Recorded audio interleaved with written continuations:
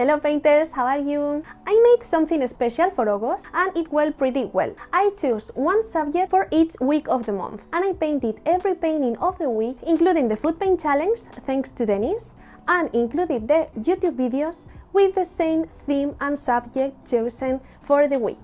This November I am going to do the same, and this week we start with eggs. So this YouTube video is going to be again about eggs. It's pretty special for me because the first video we made for YouTube was an egg and you liked it a lot. So I am going to make eggs again, plus I made a video a couple of weeks ago painting a black cat without using blacks, just making mixes. Now I am going to do the same. I am going to paint white and a white scene without using almost white. I am going to use a lot of white, of course, but it's going to be mixed with some other hues. This way we are going to make our painting more interesting. Let's go!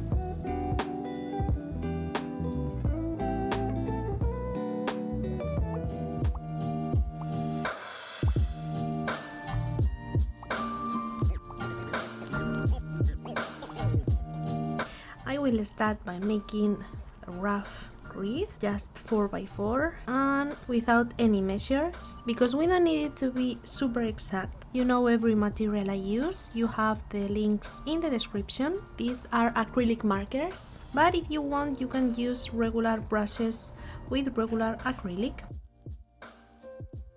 I am going to ignore the shadow in the bottom part because this is the shadow of my hands taking the picture.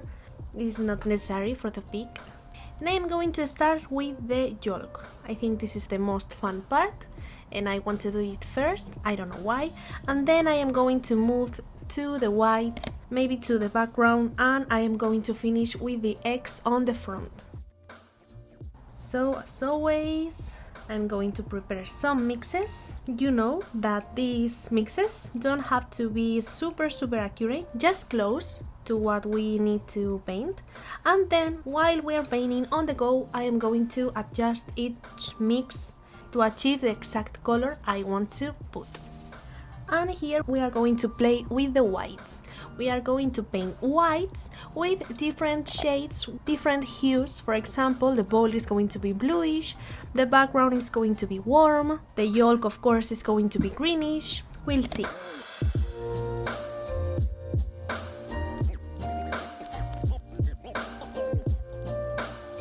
And now that we have our main mixes, I'm going to grab some white flat brush and I'm going to start with the yolk. And as you can see on the go, I'm using these premixes to make new ones.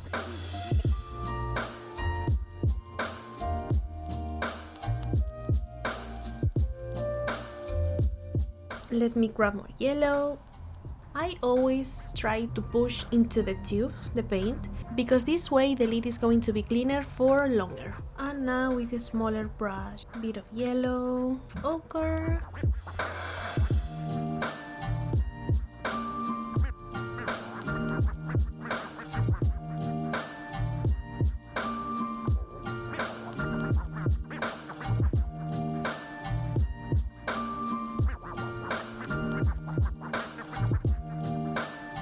This is super dark in comparison, but it's okay because I am going to simulate that the shadow is a bit larger.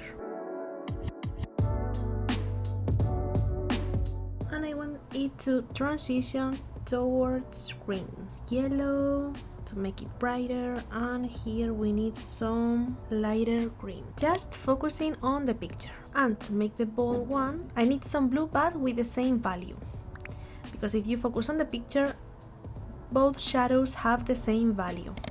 So this could be wrong, because here the ball could be darker than the egg. Now this has the same value, but one is green and the other one is blue. If you want to see if they are the same value, you can just grab the camera, go to filters, go to mono, and you can see these are almost the same value. And you can also see that this part is lighter than this part from here.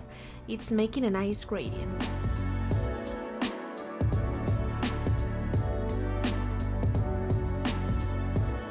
I am using here greens and yellows.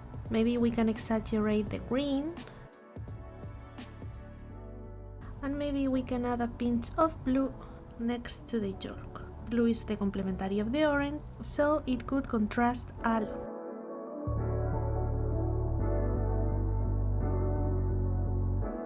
This part is shadow.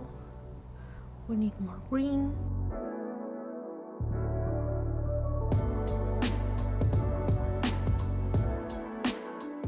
I am adding pink to the edge because I want to separate the whites from the bowl.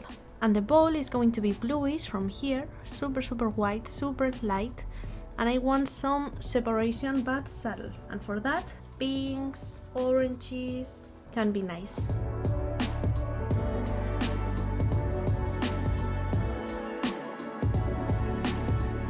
Now, if we want this highlight to be more visible, what we should do is to make the surrounding area darker.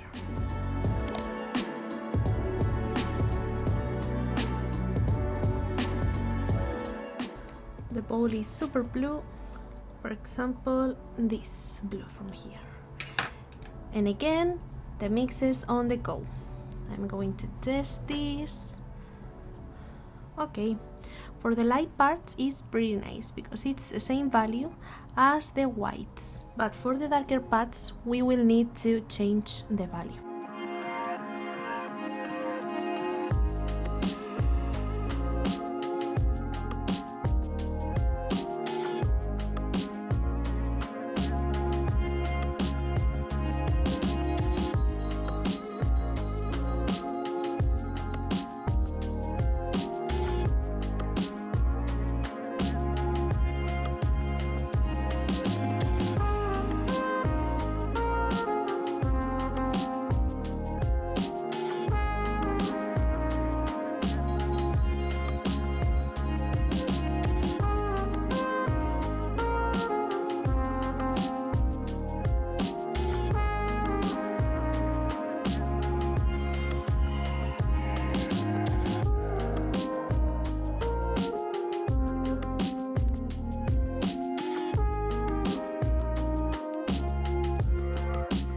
I don't usually blend, but in this case the bowl is super soft and I want to separate it from the whites, so the whites are going to have more texture while the bowl is going to be more flat.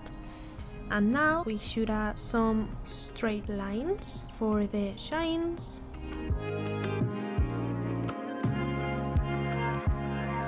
Some of which we are going to make richer with the little trick you use here, but for now I am going to mark them.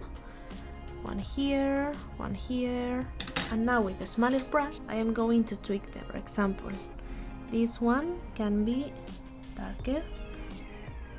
These are cool, so we can add some subtle strokes underneath. This one is also cool, and the rest are super warm, so we can use the yellow for that.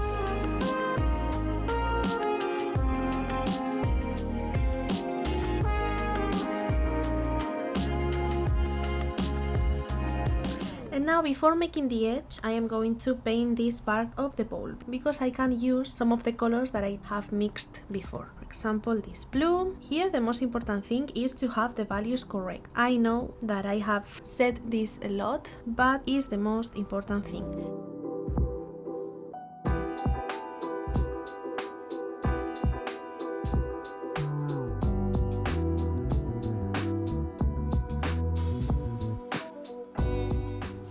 And now, yes, now I am going to make the edge so we can finish the bowl.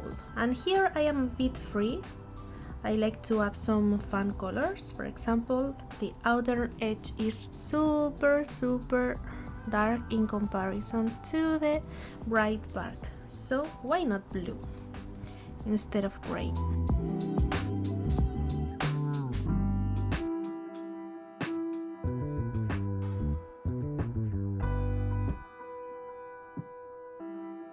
And now the rest is going to be green. I can see some green here.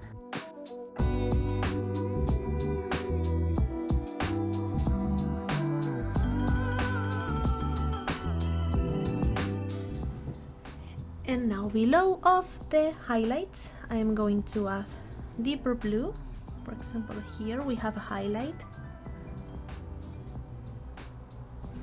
And now on top, white and yellow.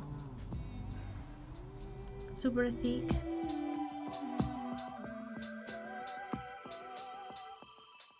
Clean brush, and my background is going to be warm. To add a bit of magenta to tone this down.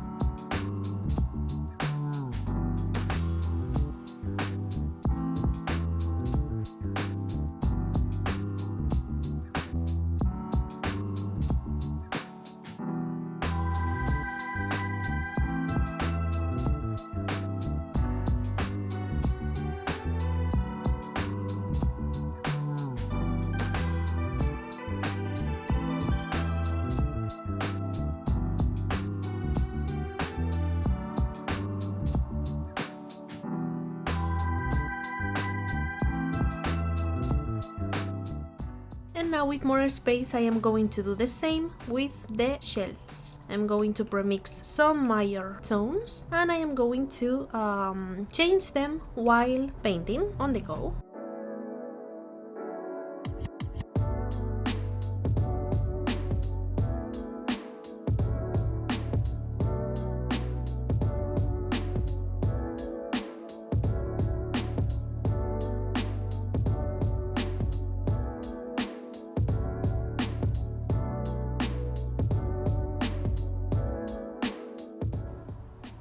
And with just white and magenta, I am going to make the highlights.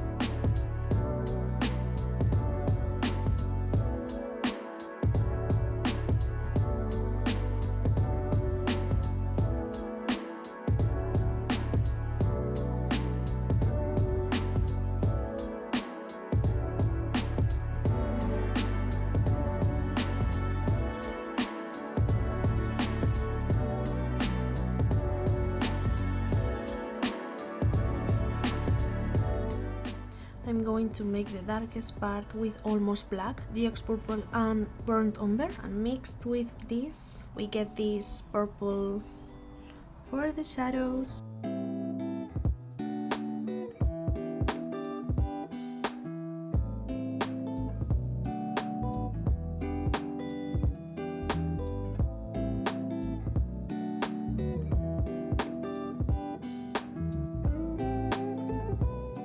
And now we need again a flat brush with some almost whites to add these details from here, just a pinch. And now if you focus, this has super hard and sharp highlight because it's probably wet. And now of course we should finish the background.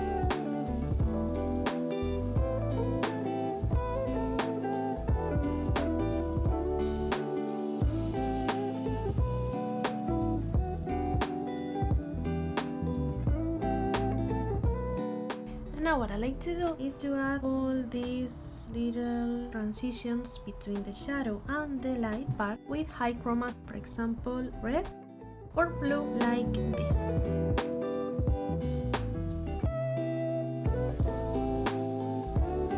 And now with a pinch of red I am going to add subtle reflections to the tape. Even though you can't see those in the picture, it's okay.